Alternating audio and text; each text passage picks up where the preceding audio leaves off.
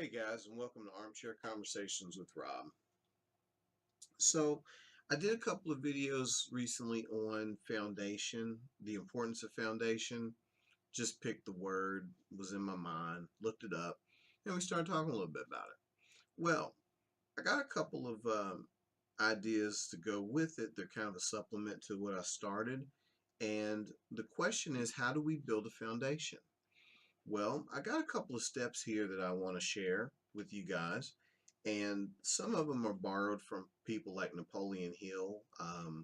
The book is Think and Grow Rich. It's a rather old book, but it was a bestseller in its day and still actually gets a lot of reading time. Also, some of it's just a mixture of things that I've learned and incorporated into my life that I'm trying to execute and apply daily, just like the rest of you. So, how do we build a foundation? Well, this one's all about the first step, which is desire. Basically, desire is the fact that you want it.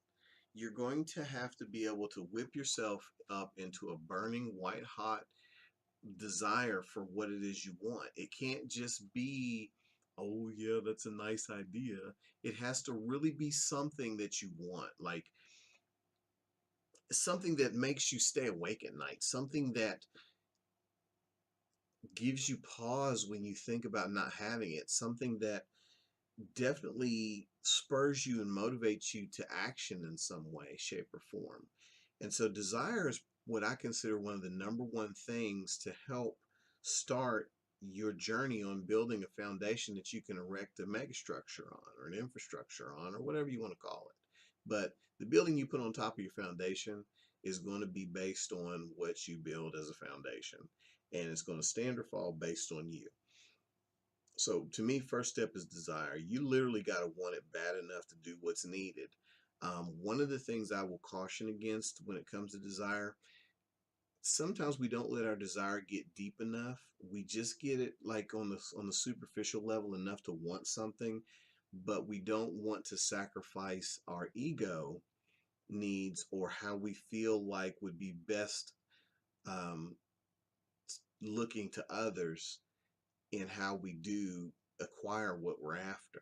You know, we want to have a nice body, but we don't want to do the exercises that maybe make us look ugly in the moment. We want nice legs, but we don't want to squat because it makes us look whatever because maybe our body isn't lined up this way or that way, or we don't want to lay down or sit in a place or whatever to accomplish that goal because we don't like the way we're going to look to other people in the process. Well, to me, desire for a goal that you want is wanting it bad enough to do what's needed. It can't be about your ego. You have to literally put that aside and be willing to do whatever it takes to get what you want. And you have to assume that there are going to be times when you don't know what the hell you're doing. You're not always right. So you're going to have to go find out what you need to do.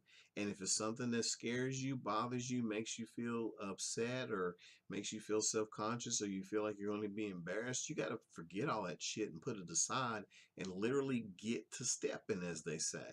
You've got to be able to put that aside and do what's needed to learn what you need to learn to get you toward that goal. And desire often helps you do that, because if you want something bad enough, you'll do whatever it takes to get it.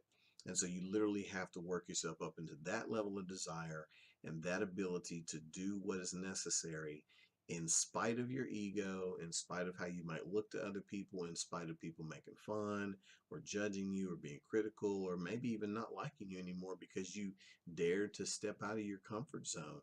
You know, we liked you better when you were this way because you were easier to manage. Well, that's a good step. Usually you're on the right track to something that you want, because your friendships and love shouldn't be based on whether or not people can control you. It has to be based on whether they like you, yeah? So basically, you got to be humble but hungry enough to find what works and do that. Um, Here's an embarrassing story for you. I had a friend named Zach, and Zach was very hungry to become a lawyer. And he liked law and he liked accounting, and he couldn't decide which one he wanted to do. So he did a little bit of both, one to please his parents, one to please himself. Both of them were acceptable because his parents, came from some level of accomplishment. Well, Zach was a hustler and he liked to hustle. So he did things that he could do because his parents did not let him take the easy road and give him the money he needed for school. So Zach literally would do things like hire out himself to drive people. This was before Uber even came along, believe it or not. This is when I was younger.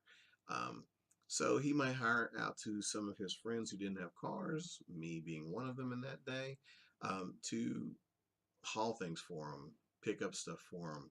If they wanted to go buy something at the store that they couldn't haul home, he'd offer to, for a fee, do that. Well, one day, because Zach also at that time in his life was a little impatient and a little bit in a hurry all the time, kind of anxious. And one day I hired him out to haul something for me. I can't remember what it was, a TV maybe. And he was getting impatient with me because I couldn't select the thing and I wanted. I kept wandering around and I went to this store and I went to that store. And he said to me at one point, he said, my time isn't valuable. He said, take your time, do whatever you need to do. My time isn't valuable yet. Now, the yet he kind of said under his breath in that day and age, but I do remember feeling bad because he literally said my time isn't valuable, and it made me feel like, you rude guy, how dare you sit there and make this kid wander around the store after store after store, and you can't make a freaking decision and give him his money so he can get where he needs to go, and maybe he can hustle something else. Well, what I didn't understand about that statement at the time was that he wasn't trying to put himself down and he wasn't trying to make me feel bad. He was trying to remind himself of his desire, his goal, which was to hustle up the money to be able to go to school and do the things he wanted to do because this was what his parents expected of him and this is what they thought would help develop character in him. And actually, it turned out that they were right because Zach ended up not only going to law school, but in the process of going to law school, he realized that he wanted to really finish his accounting degree and he finished it. But then, after he got his accounting degree and his taste of law, he decided really that what he wanted to do was become a teacher. And so he worked very hard on perfecting his teaching skills again until he actually got out of, accounting school and taken some law. His parents wouldn't support him, but at this point, they began to support him financially because they've invested in what they considered a good foundation. And Zach went on to become a rather accomplished teacher in his own right and ended up actually getting a contract to go overseas to teach English to students in China at the various colleges that they have. I cannot pronounce the name, but there's one that's actually a relatively famous college that he has teaching rights at to now teach English there.